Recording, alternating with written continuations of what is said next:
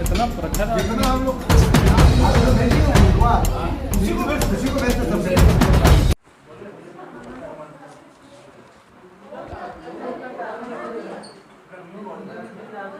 हमारे प्रदेश कांग्रेस कमेटी के डेलीगेट आदरणीय लाल किशोरनाथ सहदेव जी, डॉक्टर राजेश गुप्ता छोटू जी और आदरणीय रमेश उरांव जी मौजूद हैं इस संवाददाता सम्मेलन में। आपका अभिनंदन।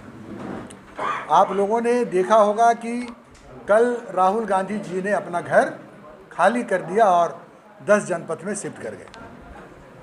राहुल गांधी जी की सदस्यता चली गई और कई तरह से राहुल गांधी जी को प्रताड़ित किया जा रहा है। भारत जोड़ो यात्रा के बाद केसी वेणुगोपाल जी के पत्र के द्वारा ये पूरे देश में जय भारत सत्याग्रह करना है। सत्याग्रह शब्द से ही आंदोलन और संघर्ष की बात होती है। झारखंड में क्या हो रहे हैं? झारखंड में आदरणीय अविनाश पांडे जी और राजेश ठाकुर जी जय भारत सत्याग्रह का नाम बदल के रख दिया, जय झारखंड अभिनंदन माला पहनो। जय झारखंड अभिनंदन माला पहनो कार्यक्रम आयोजित कर दिया पूरे झारखंड के अंदर। राहुल गांधी को भी धोखा दे रहे हैं। राहुल गांधी के संघर्ष के साथ ये व्यक्ति बेईमानी कर रहा है झारखंड के अंदर में। नंबर 1। नंबर दूसरी जो महत्वपूर्ण बात है कि हमारे विधायक नमन बिक्सल कोंगाड़ी, राजेश कच्छप, ये दोनों किसी राजनीतिक विरासत के उपज नहीं, ये सब संघर्ष से निकले हुए लोग। डॉक्टर इरफान अंसारी दोबारा चुनाव जीते, माननीय उच्च न्यायालय ने इन तीनों को बरी कर दिया, आरोप मुक्त कर दिया। अब ये तीनों 2 महीने से घूम रहे हैं। अविनाश पांडे जी से मिलने के लिए इनके पास वक्त नहीं है मिलने का। अगर पार्टी फोरम में बात रखिए तो माइक छीन लेते हैं, बाहर बात रखिए तो अनुशासनहीनता के लिए निलंबित कर दिए जाते हैं। कल बिक्सल कोंगाड़ी जी के आंसू निकले हैं खूंटी की सभा में। वो आंसू अविनाश पांडे और राजेश ठाकुर पर भारी पड़ेगा और कांग्रेस पार्टी पर भी भारी पड़ेगा। इन दोनों के चेहरे से कितना जनता वोट देगी हम सब लोगों को ये अच्छी तरह से मालूम। रामगढ़ के चुनाव पर ये समीक्षा नहीं करेंगे। रामगढ़ का चुनाव कोई भ्रष्टाचार के आरोप का चुनाव नहीं था। रामगढ़ का चुनाव कोई कमीशन खोरी और मुनाफाखोरी का चुनाव नहीं था। वो चुनाव एक माँ की ममता के संघर्ष का चुनाव था, जो इन दोनों के नेतृत्व में जिमखाना क्लब में बैठक करके चुनाव लड़ते रहे और वो चुनाव हार गए। और यही स्थिति आने वाली 2024 में भी होगी। तीसरी एक और कंक्लूड कर लेने दीजिए। अभी पता चला है जितने निर्णय हुए हैं अविनाश पांडे राजेश ठाकुर के, सब निर्णय विवादित रहे। जिलाध्यक्षों का मनोनयन, डेलीगेट का मनोनयन, प्रदेश पदाधिकारियों का मनोनयन, और अब सुना है कि बोर्ड और निगम का भी गठन होने जा रही।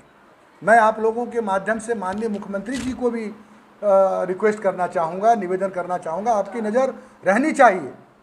इसलिए रहनी चाहिए कि कौन वो लोग थे जिन्होंने इस सरकार की बनाने में हजारों कार्यकर्ताओं ने अपना खून और पसीना लगाया था, और सरकार बनने के बाद वो कौन कार्यकर्ता थे जिन्होंने कोरोना के महामारी में अपनी जान की परवाह नहीं किए बगैर जनता की सेवा में लगे थे।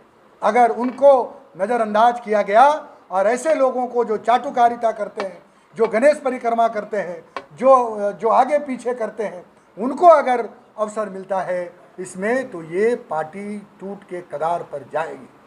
पार्टी टूट सकती है, टूट रही है। गीताश्री उरांव पार्टी छोड़कर चली गई, सन्नी टोप्पो पार्टी छोड़कर चले गए, ऐनुल अंसारी पार्टी छोड़कर चले गए, डॉक्टर पी नैयर पार्टी छोड़कर चले गए।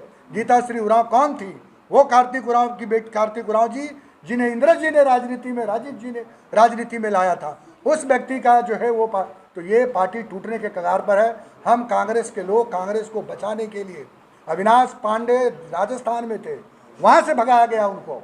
आज जो राजस्थान में पूरी विवाद की थैली है, इसी आदमी का किया हुआ है, और इस आदमी को वहाँ से निकाला गया। हम जा रहे हैं बापू वाटिका के पास, इसी महीने धरने पर बैठेंगे, और अगले महीने मई महीने के फर्स्ट वीक में राष्ट्रीय अध्यक्ष मल्लिकार्जुन खड़गे के आवास पर जाएंगे और वहाँ भी धरना पर बैठेंगे। हटाइए, कांग्रेस बचाइए। पाकुड़ और उधर दूसरे जिलों में कार्यकर्ताओं को सस्पेंड किया गया। आपको कहाँ बोलने की आज़ादी है भाई? आप एक चीज़ बता दीजिए कि किस प्लेटफॉर्म पर हम अपनी बात को रखेंगे। हम जा रहे हैं इसी महीने बापू वाटिका के पास धरना देने के लिए। अविनाश पांडे और राजेश ठाकुर जी दोनों को हटाइए पार्टी से, पद मुक्त करिए। जाएंगे बापू वाटिका के पास धरना देने के लिए कि इनका जो हर फैसला है न सिर्फ विवादित है बल्कि उस हर फैसले से कांग्रेस पार्टी नीचे जाती है। रामगढ़ के चुनाव की क्यों समीक्षा नहीं होनी चाहिए?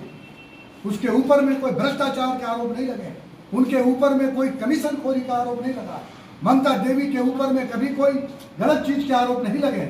ममता देवी के ऊपर में संघर्ष की राजनीति करने के एवज में जेल गई। उन्हें तो प्रचंड मतों से चुनाव जीतना चाहिए था। बंधु तिर्की के चुनाव का, बेटी के चुनाव का आप सेहरा लेते हैं, जबकि वहाँ कोई आपका औचित्य नहीं है। वो सीधा सीधी एक व्यक्ति के वजह से वहाँ हम चुनाव जीतते हैं, वो जहाँ भी रहेंगे वहाँ चुनाव जीत दे। लेकिन आपको रामगढ़ के चुनाव पर समीक्षा करनी चाहिए और नैतिक जिम्मेदारी लेनी चाहिए।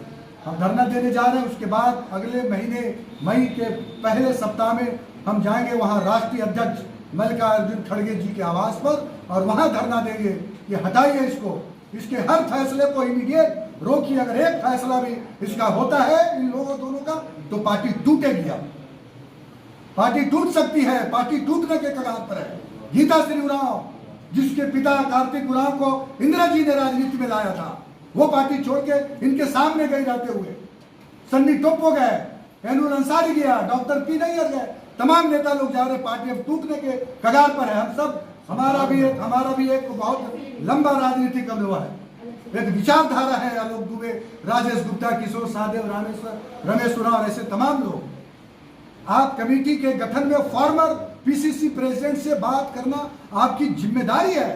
आपको पूछना चाहिए था जब आप कमेटी का गठन कर रहे थे, आपको पूछना चाहिए था जब आप जिला अध्यक्षों का गठन कर रहे थे, आपको पूछना चाहिए था दूसरे किसी भी प्रकार के मनोनयन की प्रक्रिया में जाने से पहले कि आपके नेतृत्व में यहाँ हम 2 साल कोरोना से संघर्ष किया। आपके नेतृत्व में जब 4 पूर्व प्रदेश अध्यक्ष, आप दूसरे दल के प्रदेश अध्यक्ष को आप अपने पार्टी में ला रहे हैं कि पार्टी मजबूत होगी। जो आदमी बीजेपी में चला गया कहीं और चला गया और अपने पार्टी के नेताओं को कह रहे हैं कि आप बाहर हो जाइए।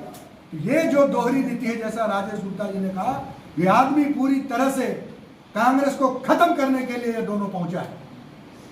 अब सवाल है, कुछ तो पूछ सकते हैं। हम लोगों को आमंत्रित किया है। अभी तक तो इन लोग मार भी सकते हैं, मार पीट भी सकते हैं। जैसा कि आप जानते हैं कि धरना पर बैठने से कैसे मुँह तान के कुछ लोग बोला कि मार के भगा दिया इन लोगों को, तो जान का भी डर है। लेकिन सुबोध जी ने कल बुलाया है। अब हम लोग आपस में चर्चा करेंगे कि हम लोग को जाना चाहिए या नहीं जाना चाहिए, क्योंकि आपको मालूम है छत्तीसगढ़ रायपुर के अधिवेशन में हम लोग को नहीं जाने दिया गया। लिखित तौर पर हम लोग मांगे कि हम लोग जाना चाहते हैं, उन्होंने चिट्ठी दिया कि आप निलंबित हैं, आप नहीं जा सकते। तो ये जो नौटंकी चल रही है कि पार्टी का कार्यकर्ता अगर कोई बात कहेगा तो उसको अनुशासन से, आप अनुशासनहीन किया कि नहीं? हमारे 4 मंत्रियों को कहा कि समीक्षा हो गई, ये चारों बदले जाएंगे, आज 24 घंटा के बाद नहीं बदले जाएंगे।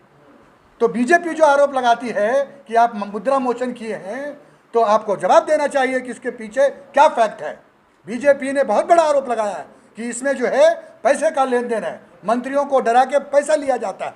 तो आप क्लियर करिए कि क्या ये साजिश, क्या ये काम आप कर रहे हैं या कौन सा काम कर रहे हैं, ये बताना चाहिए जनता को। वरना यही मंत्री जब चुनाव के मैदान में जाएंगे तो हमारे विरोधी कहेंगे कि आपका प्रदेश अध्यक्ष और प्रभारी तो 3-3 मरतबा बोला कि साहब आप जो है नॉन परफॉर्मर है, आपने काम नहीं किया, आप जनता के दिए हुए कार्यों को नहीं किए, इसलिए आप ये थे, इसलिए जो है आपको चुनाव में हम क्यों वोट देने जाएंगे।